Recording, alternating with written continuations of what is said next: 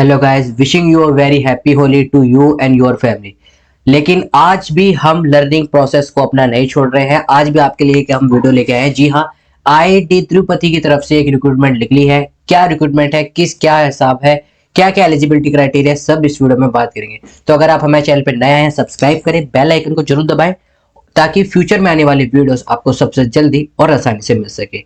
This is cafe in short, let's get started. So यहाँ पर जो पोस्ट निकली है आईआईटी त्रिपुटी ने निकाली है, क्या क्या पोस्ट है उसके बारे में आज हम बात करते हैं। ये इनकी तरफ से पीडीएफ इशू करा गया हुआ है। आइए देखते हैं क्या क्या पोस्ट है। सबसे पहले देखिए, सबसे पहली पोस्ट है स्टूडेंट काउंसलर की। पे लेवल 10 है, 56,000 से स्टार्ट है और 1,77,000 तक ये जा सकती है। एज लिमिट भी अच्छी खासी है, दे रखी है 45 ईयर तक आपकी अपर एज लिमिट है। डिपार्टमेंट क्या कहलाएगा आपका, guidance and counselling section. Group A में आपका आएगा। एक पोस्ट है अनरिजर्व कैटेगरी की है, राइट। तो बहुत ही गोल्डन चांस है। क्या क्या मांगा हुआ है लेकिन ये भी देखेंगे।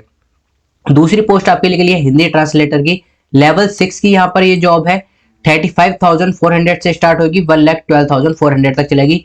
एडमिनिस्ट्रेशन में जॉब है, एक पोस्ट है, वो भी किसकी है, अनरिजर्व कैटेगरी की है। थर्ड आपकी जो जॉब यहाँ पर पोस्ट निकल रही है वो है जूनियर नर्सिंग ऑफिसर की। लेवल 6 है, सेम 35,400 से 1,12,400 तक ये जाएगी। हेल्थ सेंटर डिपार्टमेंट आपका रहेगा। एक पोस्ट है अनरिजर्व कैटेगरी की। जूनियर असिस्टेंट की पोस्ट निकली हुई है, पे लेवल 4 है, 25,500 से 85,100 तक ये जाएगी। तीन पोस्ट है, अनरिजर्व की एक है और ओबीसी की यहाँ पर दो पोस्ट निकल रखी है। जूनियर टेक्नीशियन में पे लेवल आपका 4 है, 25,500 से लेकर 81,100 तक है। सिविल एंड एनवायरमेंटल इंजीनियरिंग में और दूसरी आपकी सेंट्रल वर्कशॉप, दोनों में एक एक निकल रखी है। एक अनरिजर्व में है और एक आपकी ओबीसी में। अब देखिए यहाँ पर मांगा क्या हुआ है वो भी देखते हैं। पहले देख लेते हैं स्टार्टिंग डेट। 12 मार्च से यहाँ पर स्टार्ट हो गए हैं, 11 अप्रैल तक चलेंगे, यानी कि अभी भी आपके पास अच्छे खासे 10 दिन है आराम से। ओके, 11 अप्रैल इसकी लास्ट डेट है, शाम की 5 बजे तक। तो आप अपने अकॉर्डिंग उसके हिसाब से आप यहाँ पर देख सकते हैं। अब बात करते हैं एसेंशियल क्वालिफिकेशन की कि क्या क्या मांगा हुआ है किन पोस्टों के लिए। स्टूडेंट काउंसलर के लिए यहाँ पर मास्टर डिग्री मांगी है विथ मोर देन 60%, राइट, या फिर सीजीपीए में आपके 6.5 होना चाहिए।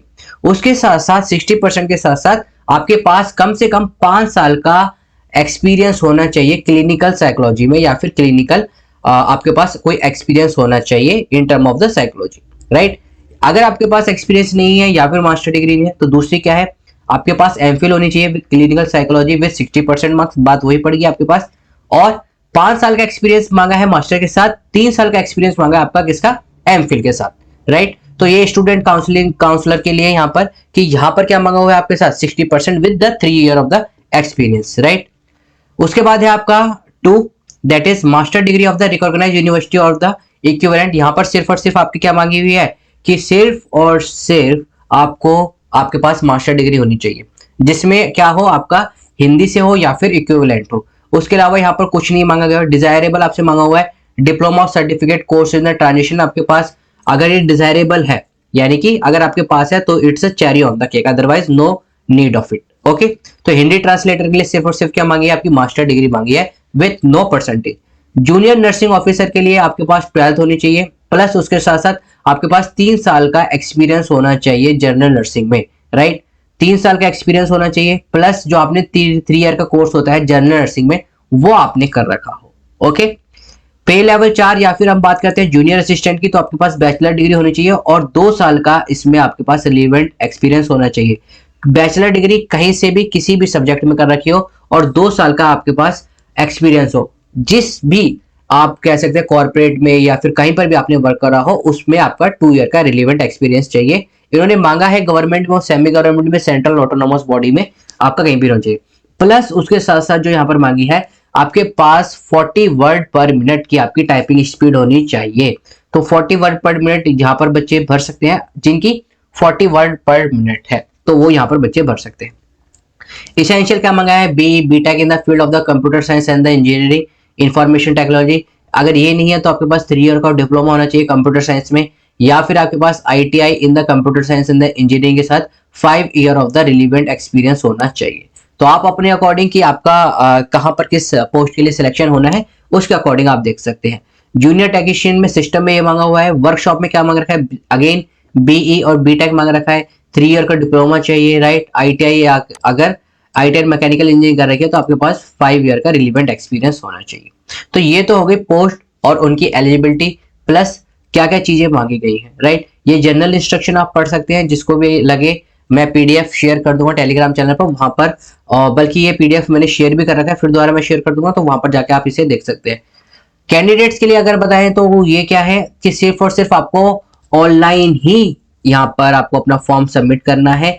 और अगर आप एक से ज्यादा पोस्ट के लिए भर रहे हो तो अलग अलग फॉर्म भरने हैं। एक पोस्ट पर एक से ज्यादा आप नहीं भर सकते, ऐसा नहीं कर सकते कि एक पोस्ट पर आपने 2 फॉर्म फिल कर दिए, दैट इज ये तो क्लियर होना चाहिए, राइट। तो अलग अलग पोस्ट के लिए अलग अलग आपको फी पे करनी पड़ेगी, और अलग अलग फीस के लिए आपको अलग अलग बॉडी में या फिर अलग अलग सेपरेट फॉर्म भरना पड़ेगा, ठीक है।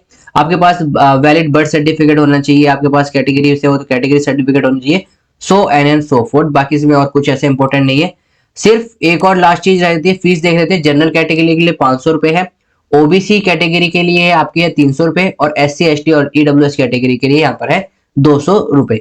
तो बेस अपॉन किस सब्जेक्ट में है आपका वो आप भर सकते हैं। मोड ऑफ सिलेक्शन की अगर बात करें तो स्क्रीनिंग टेस्ट होगा, फिर इंटरव्यू होगा पोस्ट ए के लिए, ग्रुप ए में जो पोस्ट आ रही है, ग्रुप बी और ग्रुप सी में आपका ऑब्जेक्टिव टेस्ट होगा, फिर रिटन टेस्ट होगा, फिर आपका स्किल टेस्ट भी होगा, यानी कि यहाँ पर टाइपिंग स्पीड। स्किल टेस्ट में आपका क्या है, टाइपिंग स्पीड, राइट। फिर भी अगर आपको कोई क्वेरी रहती है तो ये इन्होंने वेबसाइट दे रखी है, आप यहाँ पर अपनी क्वेरी को भेज सकते हैं, they will revert back you as soon as possible. तो इस वीडियो में इतना ही। आई होप आपको ये वीडियो इन्फॉर्मेटिव लगी हो। इन्फॉर्मेटिव लगी है तो शेयर करें, सब्सक्राइब करना ना भूलें, ताकि ऐसी ही मजेदार वीडियो हम आपके लिए लाते रहें। Wish you once again very happy Holi. ध्यान रखिए, play safe. Thank you all of you, take care and have a great day.